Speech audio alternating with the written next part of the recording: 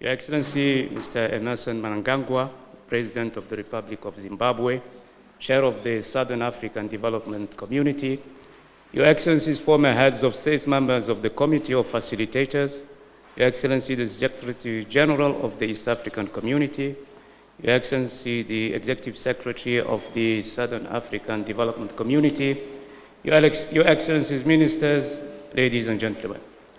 Let me, at the outset, thank Kenya and His Excellency President William Ruto for hosting this very important meeting. I also express the Commission's deep appreciation to President Ruto and President Mnangagwa for their leadership, dedication, and commitment.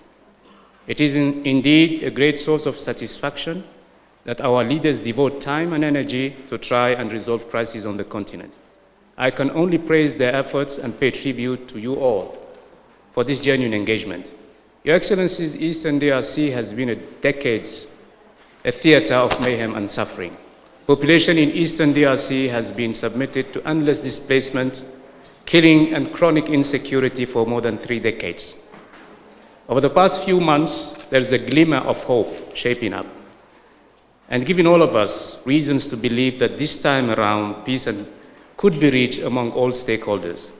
The African Union Commission salutes the Washington Agreement signed between Rwanda and DRC, and the Declaration of Principles signed between M23 and the government of DRC in Doha. However, the African Union underlines the centrality of its mediation role in all the crises of our continent.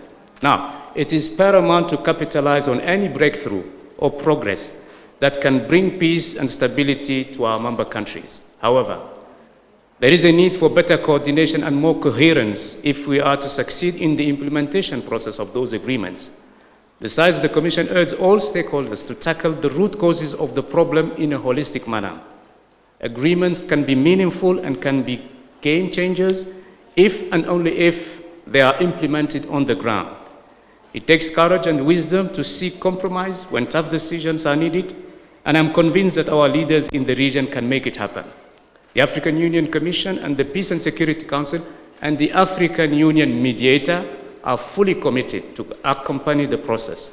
I would like to seize this opportunity to express the African Union Commission appreciation for our leaders in this region for their tireless efforts for the sake of peace in Eastern DRC. I also welcome our former presidents, members of the Committee of Facilitators, whose wisdom and experience will be of great help during the next stages of the peace process in Eastern DRC.